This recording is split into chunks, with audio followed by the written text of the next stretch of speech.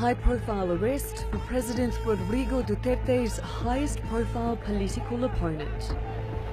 Karangalan ko po na ako'y makulong dahil sa mga pinaglalaban ko po. Pagdasal niyo lang po ako. Senator Lima remains in police custody on drug trafficking charges from her time as Justice Secretary. If found guilty, she faces a potential life sentence.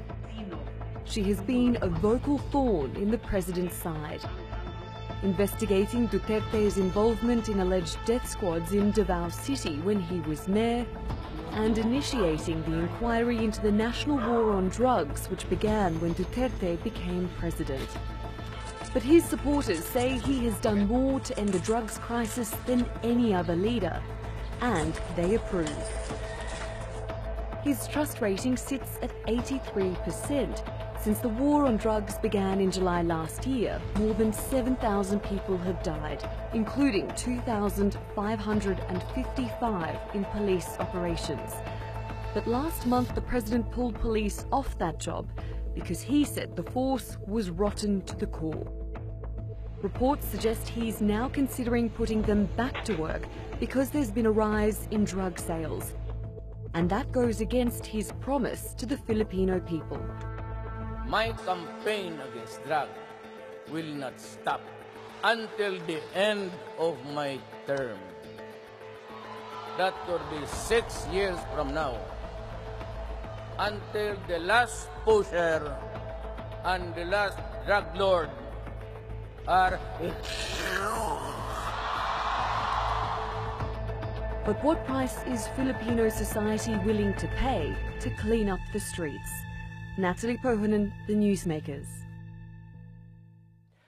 Joining me now from Manila is Pompey Lavinia. He ran Rodrigo Duterte's social media campaign during the election that catapulted him to the presidency. Pompey, thank you very much for joining us. Welcome to the program. You know, when we do Philippine shows, sometimes there's pushback from a lot of Filipinos who say you're part of the international media or Western media that's very aggressive and unfair towards our president. So as sort of ground rules, before we even begin, it's completely established that Mr. Duterte was democratically elected. We're not here to question that. We're not here to question that the country has a terrible drug problem, or to question the fact that he's still got massive support from the majority of people in the Philippines. That's accepted, and that's a baseline for the conversation. But we want to question some of the policies, and this includes the treatment of Senator Lima right now. Is her arrest fair? Imran, before I answer that question, I just want to clarify that I'm not an official spokesperson of the government right now, but your people were very persistent in asking me to come, and I think you need to hear the Philippine point of view also. Thank you. Thank you. Fair. Definitely it's fair, because it went through our court system, our judicial system here, of which Senator De Lima herself was Secretary of Justice just a few years back. These are the same processes, the same people, the same judges in the courts that when she was Secretary of Justice, Senator De Lima used to prosecute people that the government felt were guilty of certain crimes. She had no problems with them then. She had no problems with the system then, but now she appears unwilling to subject herself to the same rules, the same procedures, the same judges that she was more than willing to embrace when she was the Secretary of Justice. So it's fair, totally fair. Okay, I spoke to her in December. I asked her why she called the president a self-confessed serial killer. Have a little listen to a clip of that interview from December. His policy is really summary killings of drug suspects. So that's why I called him a self-confessed serial killer, because he is the one responsible for the mass murders of thousands of suspected criminals.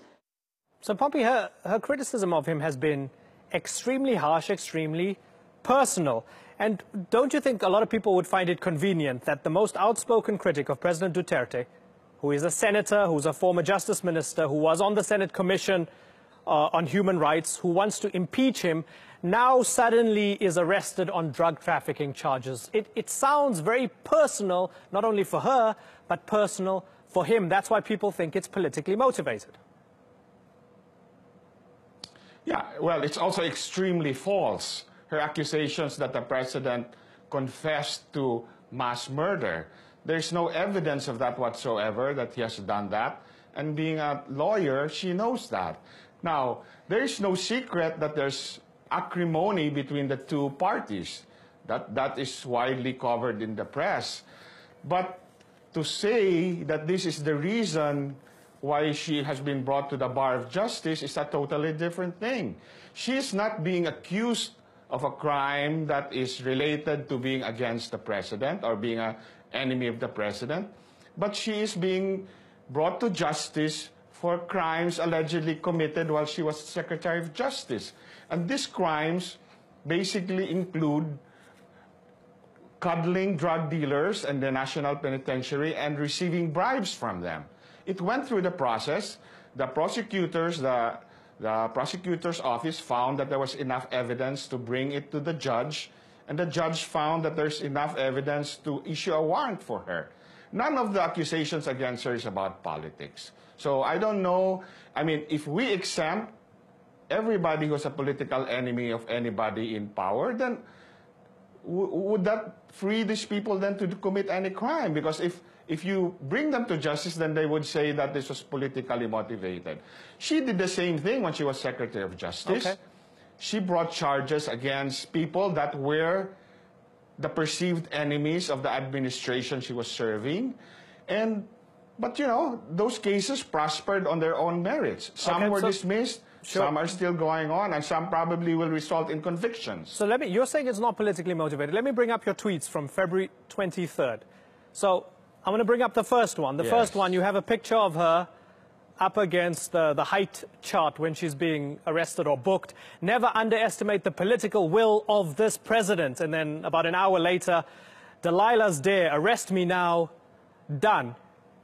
Aren't you basically saying in those tweets that this is politically motivated? You're saying you take on the big man, you face the consequences. That's my interpretation of your tweets, Pompey.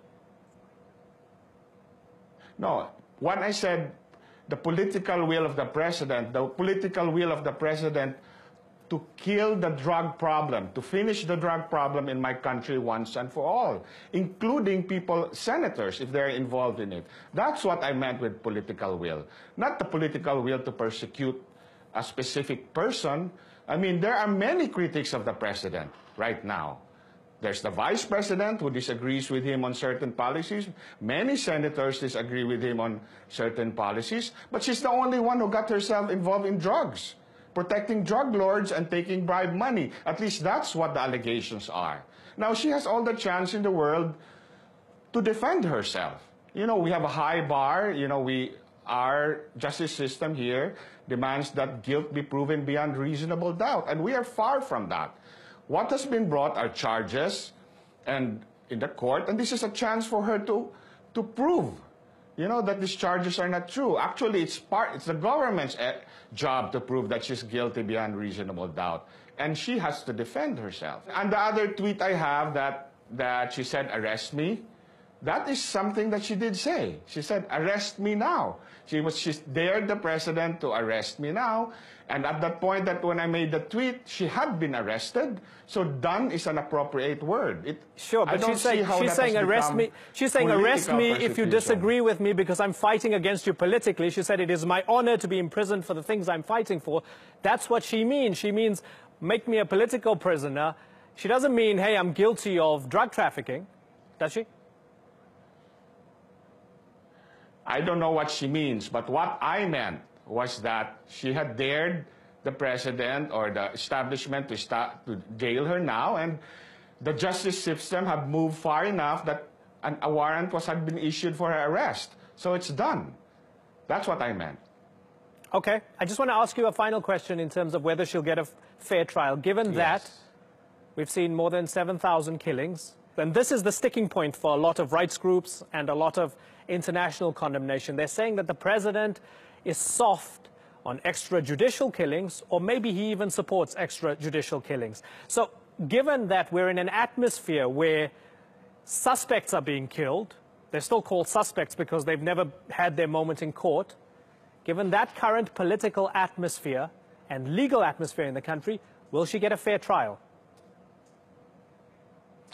Yes, she will. First of all, Imran, you know, extrajudicial killing, the definition of that implies that it's state-sponsored. No evidence has ever been presented that is sponsored by the state. Now, there are vigilante killings. I think everybody would agree on that. That's out there, you know, for everybody to know. But what is the relation to her not getting a fair trial? These are the same judges, the same processes, the same courts that she herself subjected to those that were prosecuted by the state to. So, you know, nothing has changed there except that now she is the one being brought to justice. You know, I mean, Senator De Lima and her supporters have to understand that we have a democracy and everybody is equal. It doesn't mean that they're exempt. If you think you can bring somebody else to justice, to these courts, these processes, then you yourself should welcome the opportunity to defend yourself under the same circumstances. So, yes, you will get a fair trial. Okay, Pompey Lavinia, it's always a pleasure having you on the program. We thank you once again. Bye-bye.